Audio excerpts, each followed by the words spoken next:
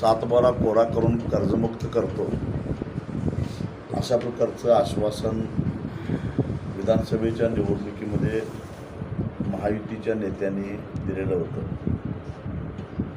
खरं तर त्यावेळी निवडणुकीत स्पर्धा लागली होती. महाविकास आघाडीनं 3 लाखापर्यंत कर्ज माफ करण्याचं आश्वासन दिलं, तर यांनी पूर्ण सातबाराच कोरा करण्याचं आश्वासन दिलं. आणि आत्ता राज्याचे अर्थमंत्री अजितदादा पवार म्हणतात की राज्याची आर्थिक स्थिती चांगली नसल्यामुळं सध्या तरी काही आम्ही शेतकऱ्याचा सातबारा कोरा करू शकत नाही. अजितदादा काही नवखे नाहीत. त्यांचं स्वतःचंच म्हणणं आहे की मी 11 अर्थसंकल्प मांडले. मागच्या सरकारचे अर्थमंत्री तेच होते. याचाच अर्थ महायुतीचा ज्यावेळी जाहीरनामा तयार झाला त्यावेळी अजितदादाही त्याच्यामध्ये होते. त्यांना राज्याच्या आर्थिक स्थितीची खडानखडा माहिती होती. मग त्यांनी आणि त्यांच्याबरोबरच्या शिवसेनेच्या आणि भाजपच्या नेत्यांनी शेतकऱ्यांना खोटं आश्वासन का दिलं, का शेतकऱ्यांना गंडवलं, शेतकऱ्याच्या भावनेशी खेळ खेळण्याचा त्यांना अधिकार कोणी दिला. आता घोषणा केली तर त्यांना शेतकऱ्याचा सातबारा कोरा करावाच लागेल. आणि म्हणून आम्ही आता संपूर्ण महाराष्ट्रामध्ये फिरून ही जनजागृती करतो. एका बाजूला शेतकऱ्यांची स्थिती अत्यंत बिकट आहे. नुकतंच केंद्रीय कृषी मंत्र्यांनी लोकसभेमध्ये सांगितलं की महाराष्ट्रातल्या शेतकऱ्यांची आर्थिक स्थिती ही शेतमजुरांच्यापेक्षाही वाईट आहे. त्यांचं उत्पन्न शेतमजुरांच्यापेक्षाही कमी आहे. हा एक प्रकारे शेतकऱ्यांची ही स्थिती का झाली याचा पुरावाच आहे. आणि म्हणून सरकारची जबाबदारी आहे की शेतकऱ्याचा सातबारा कोरा झाला पाहिजे. दुसऱ्या बाजूला या सरकारनं निवडणुकीमध्ये आश्वासन दिलेलं होतं की आमचं सरकार पुन्हा आलं तर हमीभावाच्या 20% आम्ही अनुदान देऊ. हमीभाव राहिला बाजूला,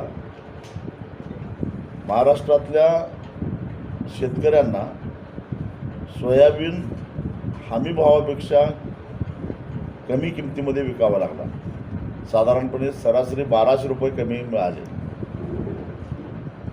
महाराष्ट्रामध्ये एकूण झालेलं सोयाबीनचं उत्पादन लक्षात घेता जवळपास 8,500 कोटी रुपयाचं नुकसान केवळ हमीभाव न मिळाल्यामुळं सोयाबीन उत्पादकांचं झालेलं आहे.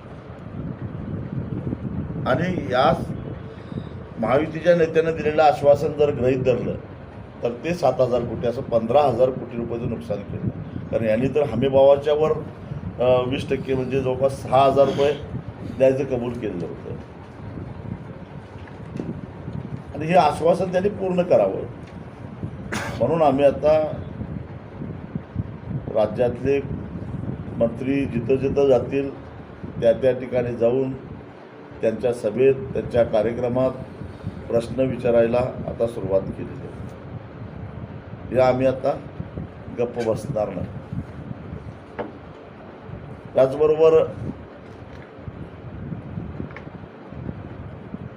सिंचनाच्या प्रश्नाच्या बाबतीत सुद्धा अशीच धरसोडीची आणि दिरंगाईची भूमिका प्रशासनाने घेतल्यामुळं कैलास नागरेसारख्या एका उमद्या शेतकऱ्याला आम्ही गमावून बसलो. खरं तर खडकपूर्णा प्रकल्पाचा जो कालवा आहे मी स्वतः आता जाऊन त्या ठिकाणी बघून आलो. तिथून 120 मीटर जर त्याला रस्ता केला असता तर नैसर्गिकरित्या 17-18 गावांना पाणी मिळालं. कैलासचं म्हणणं काय होतं, मला मान्य आहे की ही 17-18 गावं ही त्या लाभक्षेत्रामध्ये येत नाहीत.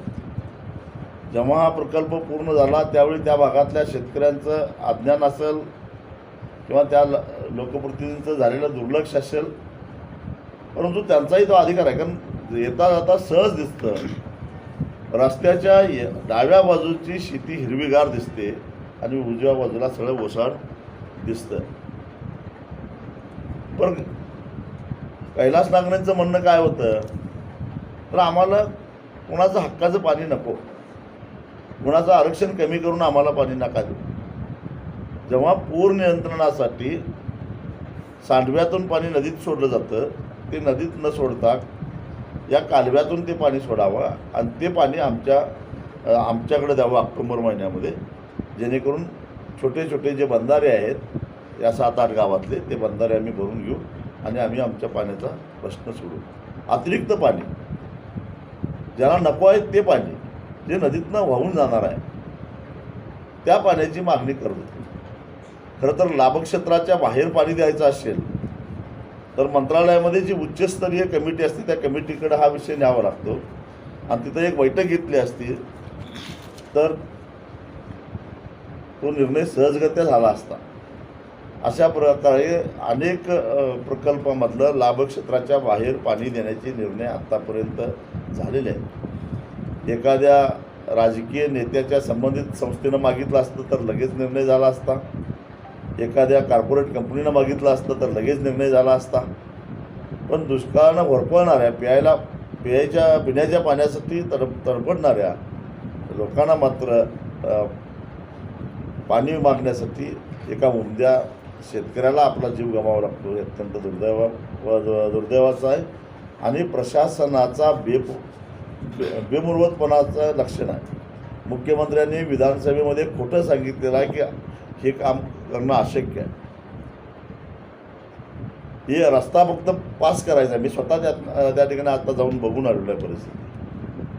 आणि अशा मुख्यमंत्र्यांनी सांगावं की लाभक्षेत्राच्या बाहेर महाराष्ट्रातल्या वेगवेगळ्या प्रकल्पातलं पाणी दिलं आहे काय नाही दिलं. या पाण्याची काही तस्करी होणारी नव्हती. पाणी पिण्यासाठी आणि शेतीसाठी जाणार होतं, तेही अतिरिक्त पाणी जाणार होतं. कोणाचंही पाणी कमी करून द्या असं त्या नागरिकांचं म्हणणं नव्हतं. असे छोटे छोटे प्रश्न जे आहेत त्या प्रश्नाकडे लक्ष द्यायला यांना वेळ नाही. महाराष्ट्राचं विधानसभेचं अधिवेशन नुकतंच संपलं. खरं तर त्या अधिवेशनामध्ये अशा जिव्हाळ्याच्या प्रश्नावर चर्चा व्हायला पाहिजे होती, परंतु चर्चा ज्या गोष्टीची गरज नाही, ज्याचा आमच्या जीवन मरणाशी संबंध नाही, अशा गोष्टीवर चर्चा करण्यात आणि दंगा करण्यात अख्खं अधिवेशन यांनी घालवलं. जणू काही जे सर्वसामान्यांचे जीवन मरणाचे प्रश्न आहेत त्या प्रश्नावरनं लक्ष वेधून दुसरीकडं लक्ष वेधण्यासाठीच अशा प्रकारे काही माणसं पेरली का वादग्रस्त वक्तव्य करणारी, मग तो कोरटकर असो, सोलापूरकर असो, अजून कुणी असो.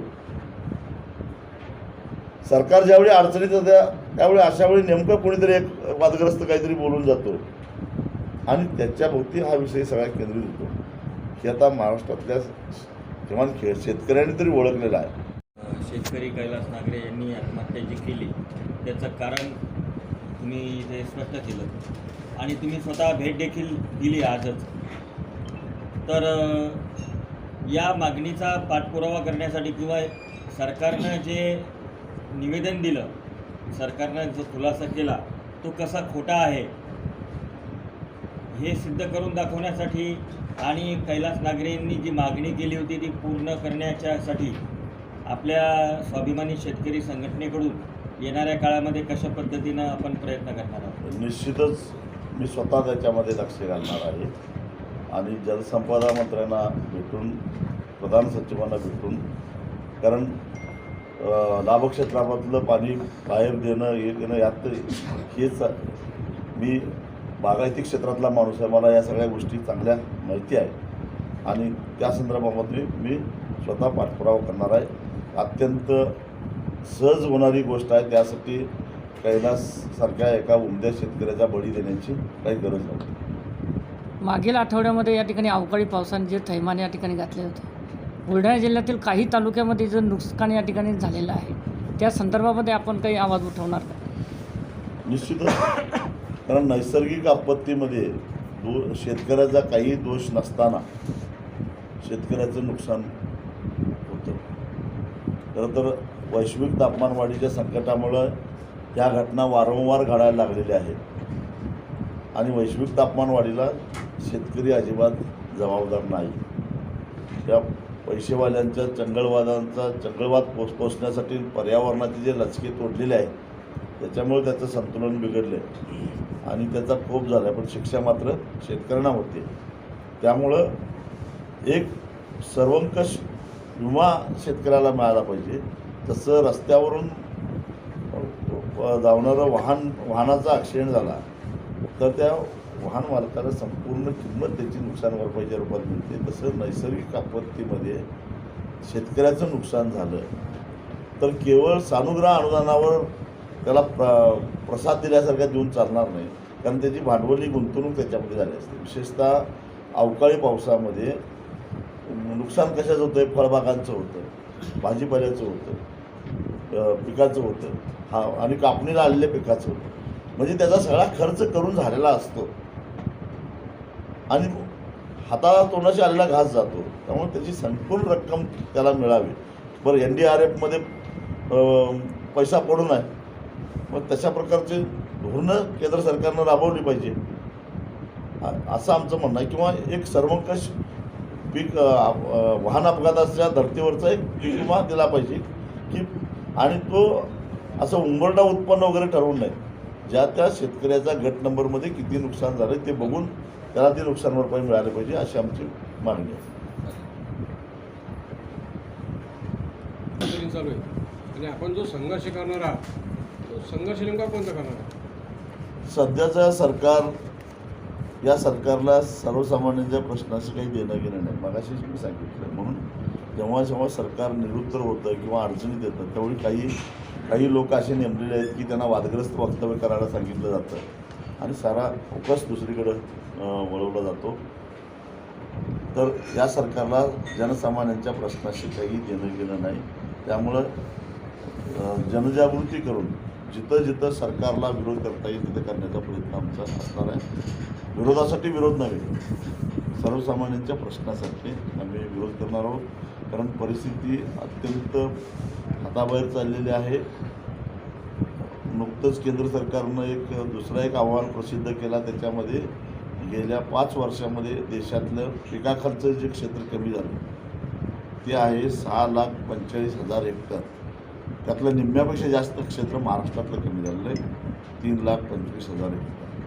म्हणजे महाराष्ट्रामध्ये मोठ्या प्रमाणामध्ये बिगर शेतीच्या कामासाठी जमीन वापरायला लागलेली आहे. अन्नसुरक्षेचा प्रश्न निर्माण होऊ शकतो. तशातच गरज नसताना शक्तीपीठ महामार्गासारखे महामार्ग येत आहेत. एका बाजूला कृषीप्रधान असणाऱ्या महाराष्ट्रामध्ये सर्वाधिक आत्महत्या होत आहेत, दुसऱ्या बाजूला शेतकऱ्यांचं उत्पन्न शेतमजुरांपेक्षा कमी आहे, सरकारीच आकडेवारी सांगते.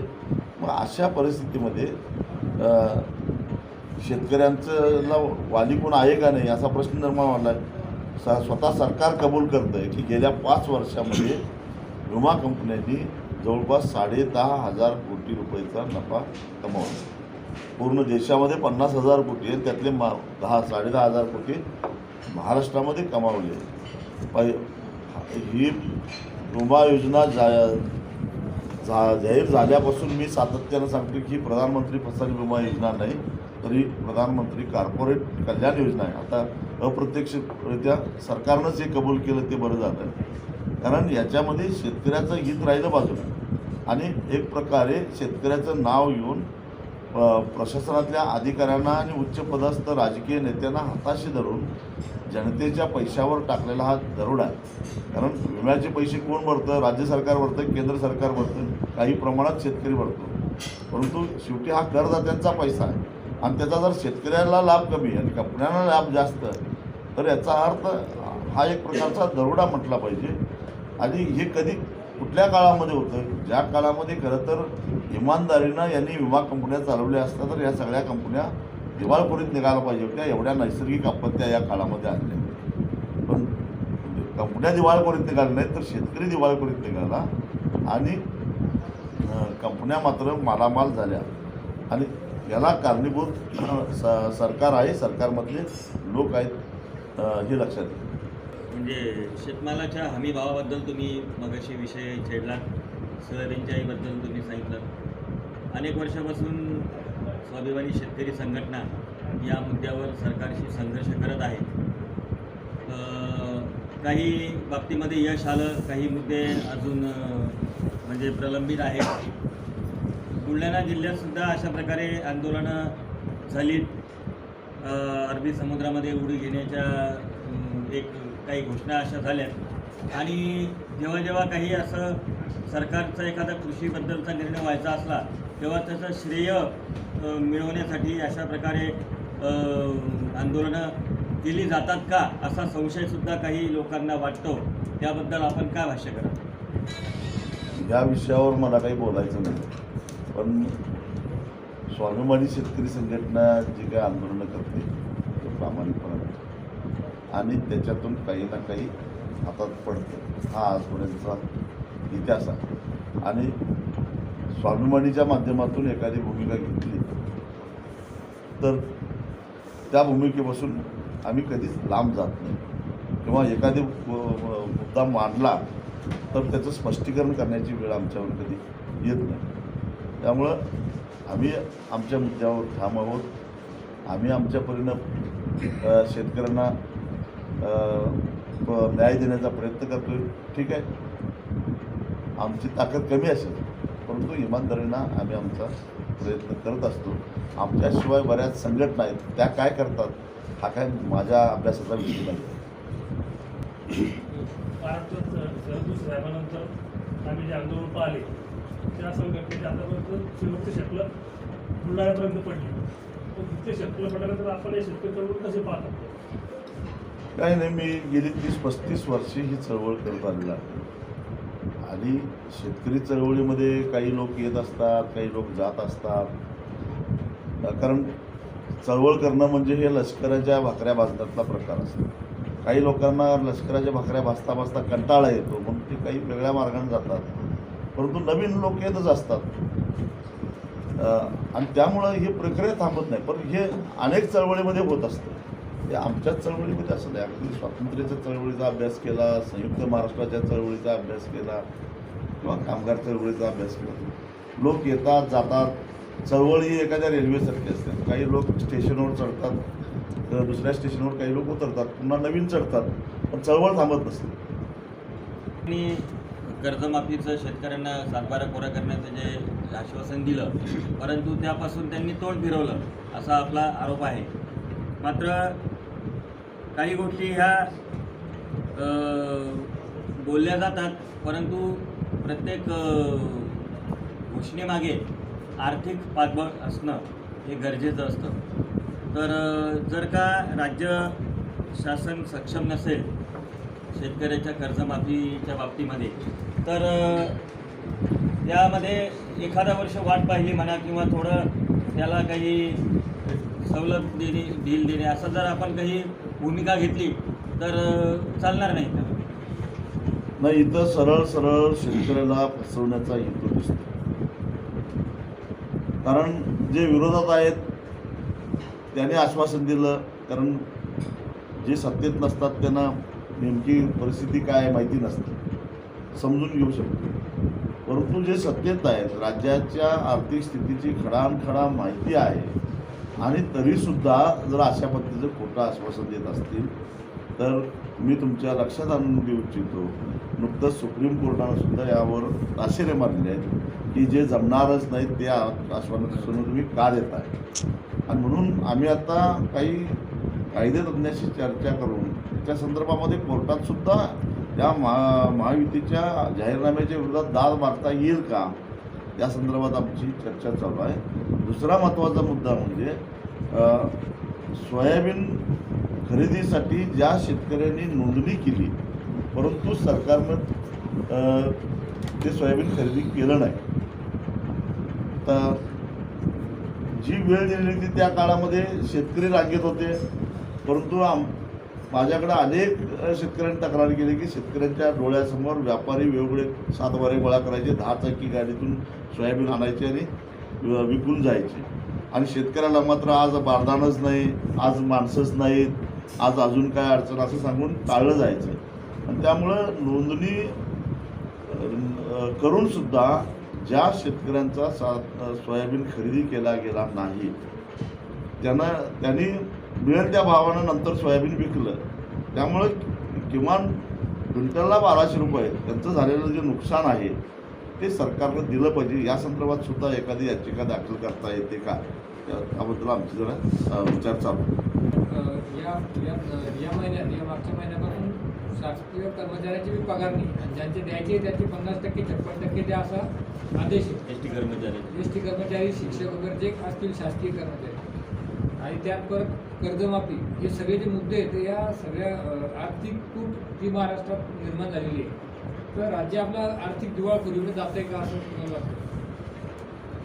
आर्थिक दिवाळखोरीमध्ये राज्य जातंय काय नाही जातंय हे ज्यांनी आश्वासन दिलंय त्यांनी ठरवावं. हे माहिती असताना या अशा प्रकारची आश्वासनं का दिली? मग एकदा जाहीरपणानं माफी मागा महाराष्ट्राच्या जनतेची. लाडकी बहीण योजनेचे पैसे जे असो, लाडकी बहीण असो किंवा लाडका भाऊ असो किंवा अजून काही बऱ्याच त्यांनी गोष्टी केलेल्या आहेत. 3 वर्ष झालं महाराष्ट्रातल्या शेतकऱ्यांना ठिबक सिंचनाचं अनुदान मिळालेलं नाही. अशा आदिवासींचा आणि मागासवर्गीयांच्या निधीमध्ये समाज कल्याणच्या कपात केली आहे. म्हणजे बजेटमध्ये तरतूद करायचं आणि मागणं कट लावायचं हे सातत्यानं व्हायला लागलेलं आहे. आणि मग असं असताना अशा प्रकारच्या योजना का राबवल्या, त्याच्या घोषणा का केल्या सवंग लोकप्रियता मिळवण्याच्या, याचं उत्तर त्यांनी द्यावं. नाहीतर मग आमच्याकडून चूक झाली म्हणून जाहीरपणानं महाराष्ट्राच्या जनतेची माफी मागावी. माफी केंद्र वाटायचं मुद्दा तो नाही आहे, पण अजून सुद्धा आम्ही हे केलं ते बरोबरच असं म्हणणार आहे. त्यांनी एकदा हे काय लायकीचे आहेत हे जनतेला कळलं पाहिजे ना. मुद्दा आपण आता सांगितलं होतं, कर्जमाफी शेतकऱ्यांची व्हायला पाहिजे, शासनानं करायला पाहिजे. कर्जमाफी हा माफ करून शेतकऱ्याची परिस्थिती सुधारणार आहे का? अजिबात सुधारणार. मग त्याला आपण शासनाला काही पर्याय सुचवले का? जसं एक कर्जमाफी, एक मिनटं, जसं पूर्ण महाराष्ट्रामध्ये कृषी उत्पन्न बाजार समितीच्या संबंधात एक दांगड समिती स्थापन झाली होती की खाजगी बाजार आणि बाजार समिती यामध्ये काय तफावत आहे, यामध्ये कोणता फायदा जास्त आहे शेतकऱ्याला. त्या समितीचा अहवाल आलेला आहे की खाजगी बाजार समित्यापेक्षाही 20% ते 25%, 22% बाजार समितीमध्ये भाव जास्त मिळतो. हे असताना सुद्धा खाजगी बाजार समित्या स्थापन करून देणे, अवैध खाजगी सावकार निर्माण करणे, याबद्दल आपली भूमिका काय किंवा स्वाभिमानी शेतकरी संघटना याबद्दल आंदोलन करणार आहे का? याच्यात यालाच लागून स्पर्धा निर्माण याच्यातच लागून असा विषय आहे की शासनाचं जे धोरण आहे या बाबतीत की स्पर्धा निर्माण करणे, खाजगी बाजार समिती आणि ही बाजार समिती स्पर्धा निर्माण करणे. स्पर्धा निर्माण केल्यावर शेतकऱ्याचा फायदा होईल किंवा खाजगी बाजार समितीवाले शेतकऱ्याच्या घरापर्यंत जाऊन बांधावर जाऊन खरेदी करतील असा तो एक उद्देश होता. तो उद्देश कुठेही सफल झाला नसताना सुद्धा शासन आज खाजगी बाजार समित्या का पोचते? तुमचा पहिला प्रश्नाचं उत्तर देतो. शेतकऱ्यांच्या कर्जमुक्ती हा शेतकऱ्यांच्या प्रश्नावरचा अंतिम उपाय नाही आहे. ही एक मलमपट्टी आहे. परंतु आज त्याच्या डोक्यावर इतकं कर्ज चाललेलं आहे की त्याला काहीच हालचाल करता येत नाही. आणि एक प्रकारे आता सिद्धच झालं ना की सरकारच सांगतंय की शेतमजुरापेक्षा शेतकऱ्याचं उत्पन्न कमी आहे. हे कबूल करतंय. हे कशामुळं? सरकारच्या धोरणामुळं. केंद्र सरकारनं जर का पाम तेलाच्या आयातीवरचा आयात कर कमी केला नसता, सोयाबीन पेंट निर्यातीसाठी प्रोत्साहन दिलं असतं तर सोयाबीनचा भाव एवढा पडला असता का? शेतकरी कर्जबाजारी झाला असता का? कांद्याच्या निर्यातीवर निर्यात शुल्क लावलं नसतं तर कांदा उत्पादकाचं नुकसान झालं असतं का? म्हणजे प्रत्येक डाळ आयात केली त्यामुळे आज हरभऱ्याला भाव नाही. त्याचबरोबर मक्याच्या बाबतीत हेच आहे. मग अशा पद्धतीनं केंद्र सरकारच्या धोरणामुळं शेतकरी अडचणीत आलेला आहे. आणि राज्य सरकारनं वेळोवेळी, कारण राज्य आपलं हे कृषीप्रधान राज्य आहे, हरकत घ्यायला पाहिजे होती. पण केंद्राला हरकत घेण्याची हिंमत आमच्या राज्यकर्त्यांच्यामध्ये नाही.